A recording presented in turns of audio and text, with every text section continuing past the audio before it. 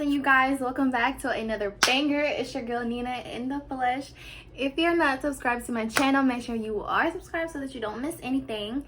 As you can tell by the title of this video, this is going to be my first get ready with me slash story time slash first Sinister Saturday. Now, if you have been a fan of me since Life of a Young Mother, you know that I had a plan to post scary content, nothing but scary content every Saturday, and today is the first video. I hope you enjoy my scary contents because your girl's been through a lot of scary stuff and I feel like you guys would like if I would share my stories. I'm pretty sure I'm gonna have those, skeptics, come up to me, be like, what the fuck are you talking about? But this is gonna be my first it's not like my first scary encounter that I've ever encountered, but this is just one of them.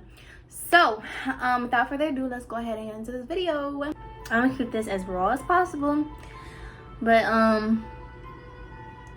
to start, before I get into like the story time itself, any product that I use in this video, I'm gonna let you know where I got it from, and I'm gonna let you know how much it was, etc, etc. So starting off, a little disclaimer. Then I had 3 brothers. 2 were step brothers, 1 was my blood brother. My oldest brother didn't experience it. My oldest step brother didn't experience it, but my little brother and my little step brother did. We all experienced it simultaneously at the same time, but in different spots, like in different areas, if that makes sense, which makes it even more creepy because it's like, how do you know that I saw her? Like, what do you mean?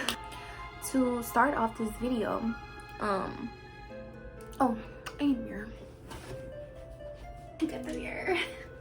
So to begin this video, I want to say I was in, like,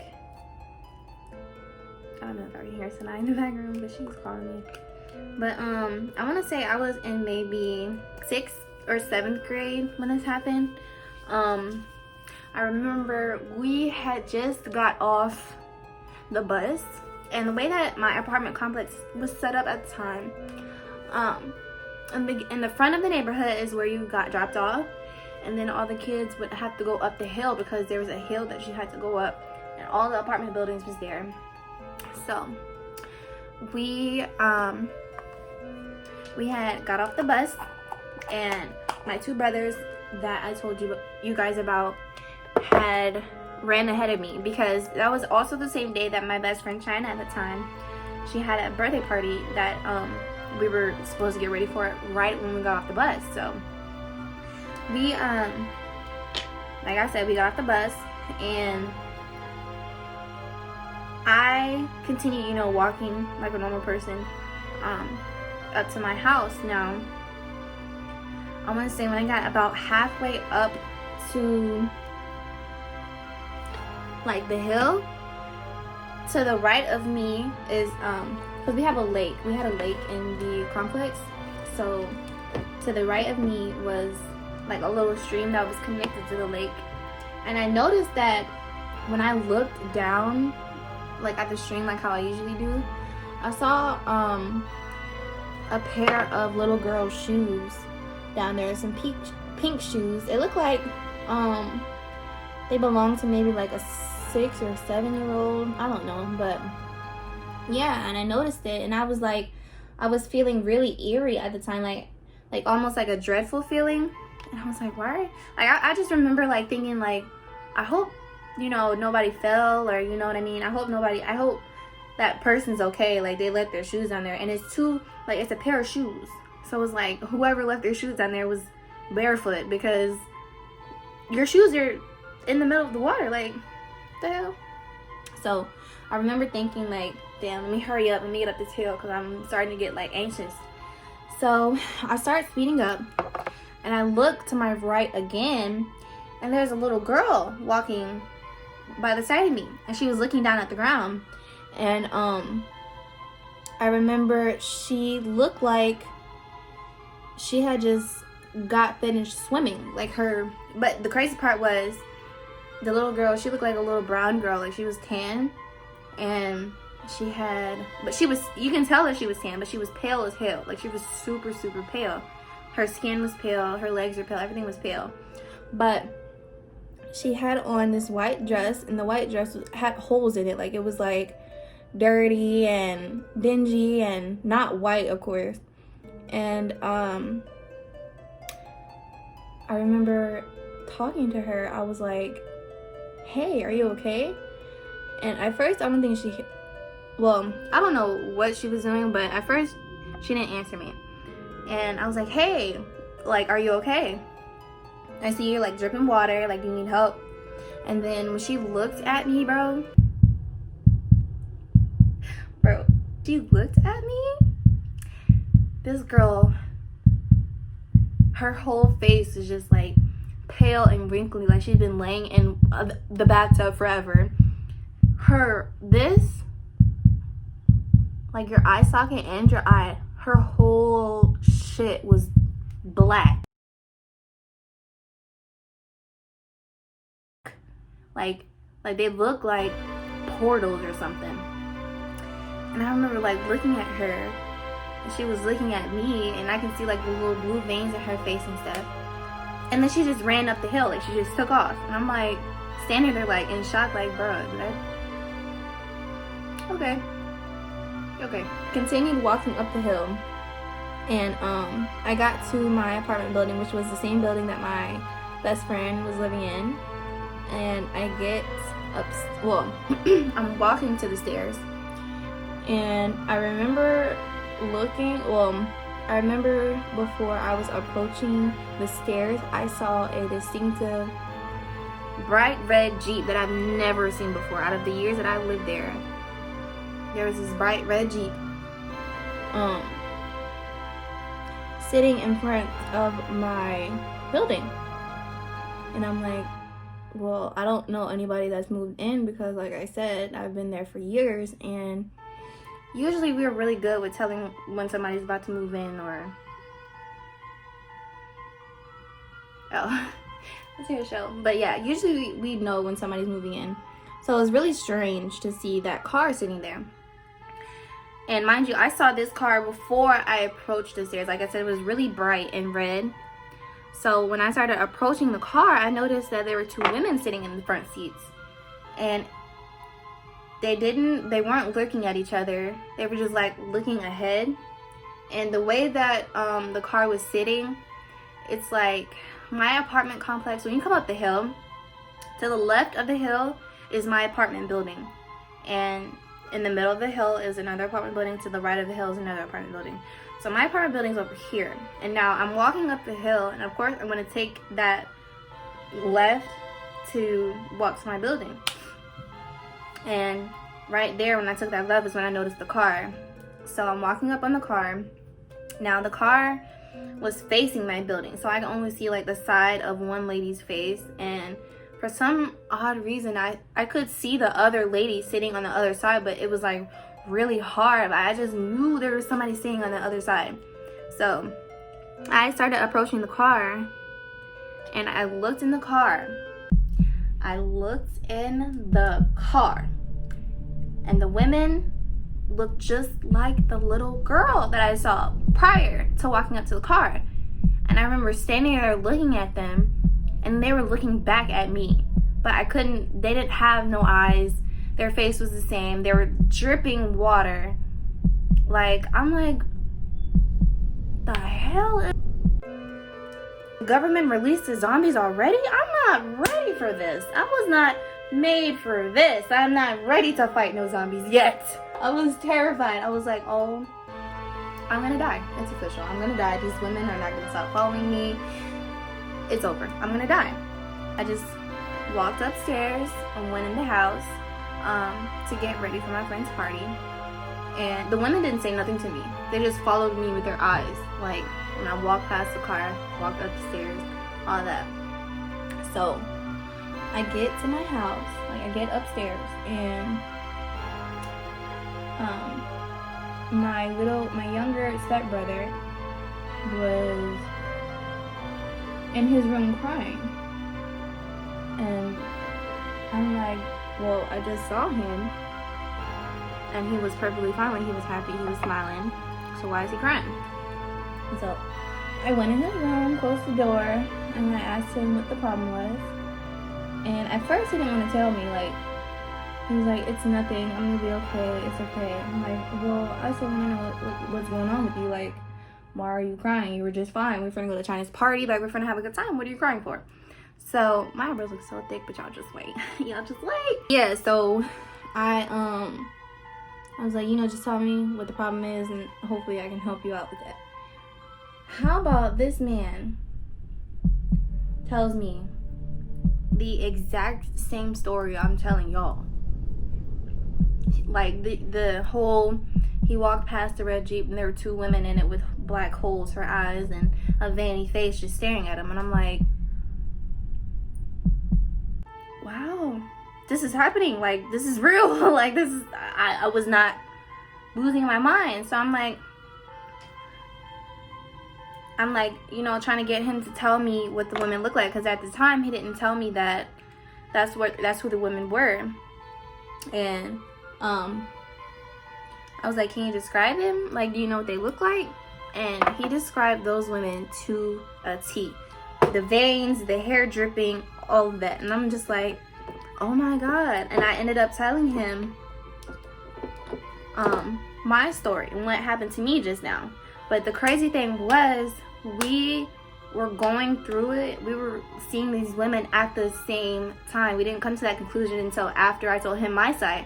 But we were seeing these women at the same time. There is no way that he can see two women in a red Jeep in a different... That's the crazy part. It was in a different spot. Like, he went...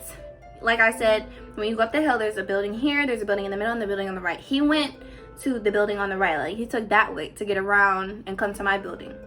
So the car was over there when he saw it, and the car that I saw was by my building. But we saw them simultaneously, which really, really, really creeped me out, because it's like, what does this mean? Like, how is he seeing it and I'm seeing it at the same time? Like, what are they supposed to be trying to tell us? You know what I mean? So, you know, I tried to comfort him and stuff like that. And shortly after that happened, China's party had started. And we ended up doing her party outside, because the complex had, like, community grills or whatever that you could use. So we were just gonna use the grill. I think she had like a little cookout. Her parents had a cookout for her, and then we like sung happy birthday and stuff in the house.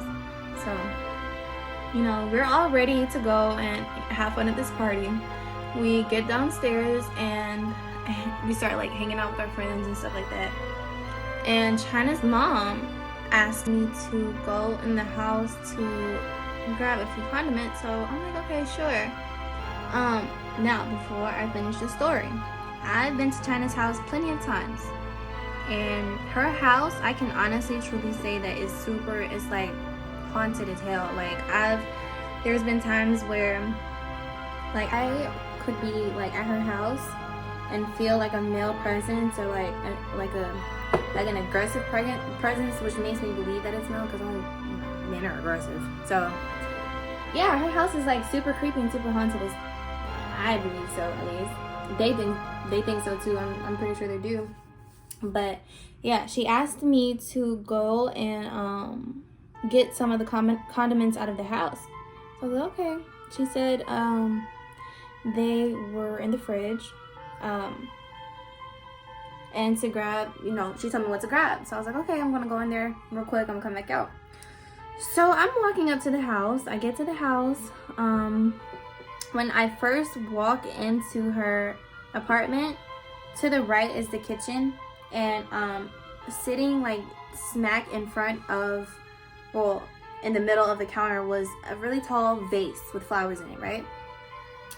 So when I first walked past, the vase was there. It was perfectly fine.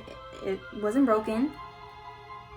And I went to the fridge, grabbed the condiments, and I turned around. And I'll be damned if that vase is broken. When I passed it, it wasn't broken. When I was at the fridge, I didn't hear nothing shatter. I didn't hear anything fall. I didn't hear anybody come in and knock it over. I didn't hear nothing. So for me to turn around and to see that vase shattered and broken into little pieces like it was without hearing anything, that's some supernatural shit. Like, you can't sit up here and tell me that's not supernatural. I know it's supernatural. Come on, I'm not stupid. Like, duh. So of course I got scared and I ran out of the house. And I went and told her mom what happened.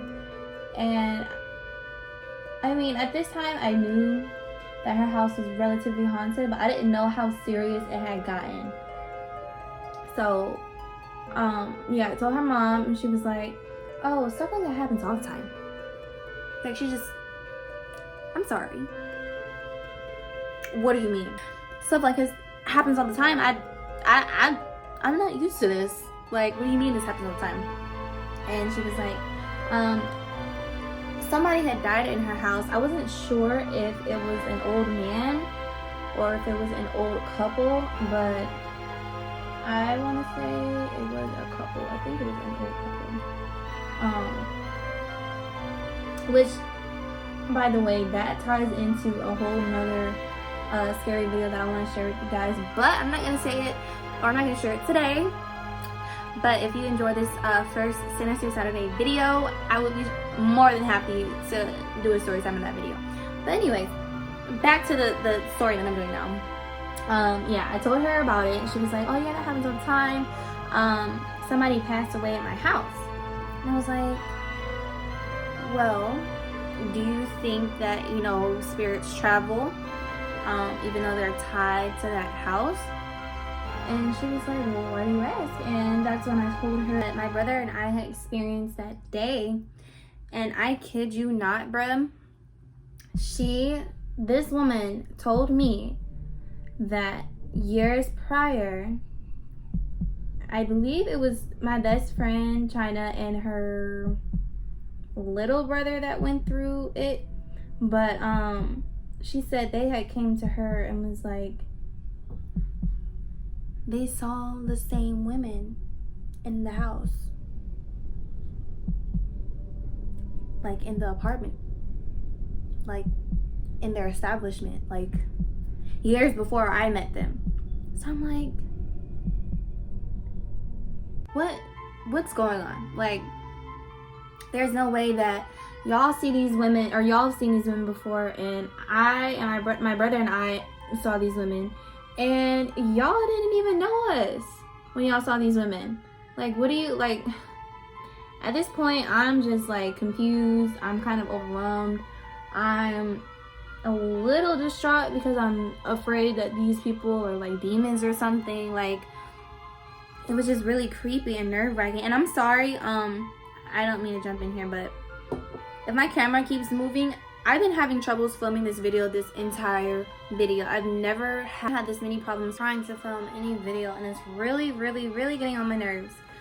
But anyways, yeah, so she told me about her and her children and what they experienced with the women, and I decided to take it upon myself to do a little bit of research, see what I can find about these women and, you know, the ties that they had to my house. So I didn't find anything about the women that we were seeing, but I did see something about how sensitive children are to certain spirits. Like, I know that in the past, like living with my grandmother and stuff, I've experienced a lot of different things. So that kind of made sense. And then too, if there's been some sort of tragedy, like in the area that's you're experiencing the issue, then of course the spirits are gonna the spirits are gonna linger. So I went back to China. I remember after the whole vase incident, after I told her mom what happened, after I did my research and stuff like that, it was maybe, I want to say like a week went by, nothing happened until one night I was up really early, and I remember the whole day I was feeling really anxious, and like my anxiety was like through the roof for whatever reason. Like I wasn't, you know, looking forward to anything. I didn't have anything going on, so I didn't really understand why I was feeling the way I was feeling. But anyway, I was laying in bed. I think it was like 4 or 5 o'clock in the morning.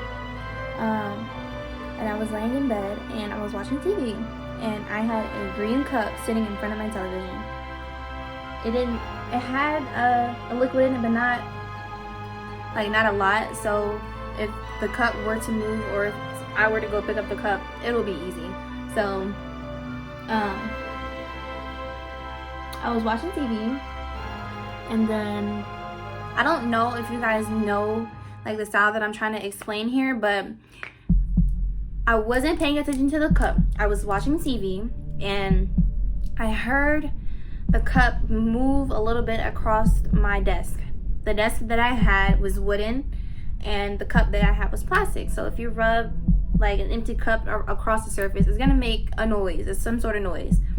So I heard the noise, and I looked at the cup, and the cup wasn't moving. So I was just like, I was like, that's a little strange, but you know. But I continued watching TV. I hear the noise again, like the cup moving across my desk, and I looked at the cup, and I watched this cup move from the left side of my TV to the right side of my TV, and it moved so slow. I didn't panic. I didn't try to run out of the house like I should have.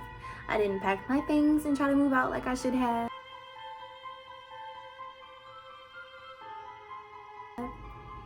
I just rolled over and went to sleep because I was like, oh, I'm not gonna deal with this. Not tonight. No, I'm not. I'm not. This week I already dealt with these women and these girls following my brother and and now I have to deal with my cup moving across the counter, nigga. What? No, I don't know. So I just rolled over and I went to sleep. And that was the last time I've ever heard of these women. That was the last thing to happen that tied into, well, that wasn't the last thing that happened that tied into the women, but that was the last experience that I had for a while, until last year. Now, the years leading up to this point, of course, I experienced some crazy stuff, but the experience that I had last year was the experience that brought those women back up, because they came back, basically. Like, and I don't want to get into that story because that's a totally different story. But it's just crazy how my brother, you know, saw these women, and then I saw these women, and then my friend's mom wants to come out and say, oh yeah, I've seen those women too. Like, that's just crazy as hell. So now that I'm a lot older and, you know, a lot smarter than I used to be, I'm definitely gonna look back into it and try and figure out like what happened or what was going on, because that's crazy. Like I don't understand. Well, I wouldn't, you know, be the type to forget something like that and just let it go, because that kind of stuff for me, it like, I feel like that kind of stuff means something, and I want to find out what they're trying to tell me. So of course I'm gonna go and do that research. If you guys want to see me do the research, that could be a nice little video. So let me know down below if you do want to see that video. So yeah, that's the end of that story. That was the ending of a crazy ass week. My cup moving across my counter. But yeah, like I said, if you guys want to hear more stories, like the little okay, the things that I've experienced are crazy as hell, like, to begin with, but I feel like there's, you know, petty crazy, and then there's crazy, and I have a few crazy stories that I could tell, and this is one of them. So if you want to hear like what happened when they popped back up, or if you want to hear any petty stories, if you enjoyed this first Sinister Saturday, then, you know, let me know. Let your girl know. Follow me on social media and stuff like that. I didn't even finish my makeup. Well, I'm about to finish it right now. But I think I did pretty good for my first get ready with me, guys. This is the finished look. Switch to progressive and you can save money. Like stated in the videos, most of my makeup is from Walmart or like Sally's or the beauty supply store. I'll make sure I include the description of all of my makeup products down below. If you enjoyed this video, make sure you give it a thumbs up. Make sure you share with your friends. Make sure you turn on the post notifications so you don't miss nothing else. And I'll see you at the next Sinister Saturday.